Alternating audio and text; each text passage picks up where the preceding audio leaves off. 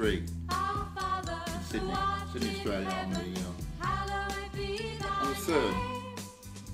3rd of September. In the spring, it's still a bit chilly in the air, windy and so forth. Now I was watching a video which was supposed to be 3 young men at a Christian fundamentalist conference or something, speaking candidly about why they believe that atheists are wrong, stupid, whatever. The first guy had a beanie on his head and he looked like a drug dealer, and he was saying that if he didn't believe that he would go to hell, otherwise, then he would most likely kill lots of people.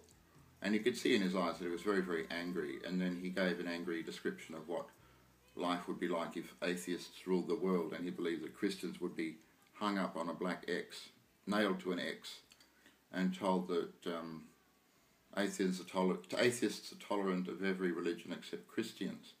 And then you had another guy wearing a V-neck jumper and a shirt that was buttoned up to the collar but with no tie, and he had a kind of a Beatles haircut, and he was like representing the hipsters, like the more intelligent kind of guy, supposedly.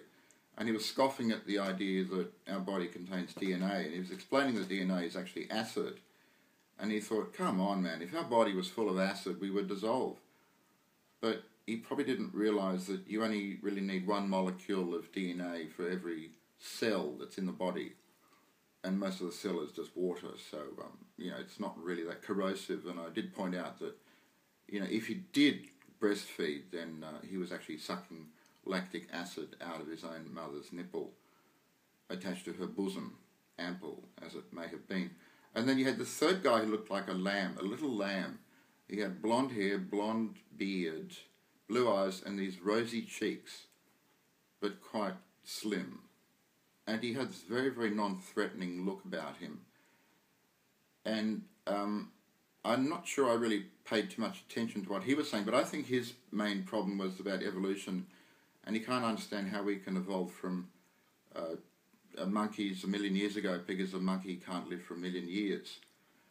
In which case I realised that he's, I wouldn't like to say the word a retard, because apparently that's derogatory to people who were previously referred to as retarded as a medical classification, classifying people's intelligence. But let's just say he's either a damn good actor or the stupidest person I've ever met, but very, very non-threatening. And now that I've actually made this and spoken it, they probably will come after me, because even though I know they probably can't read, they can hear. So anyway, that's it. Good night.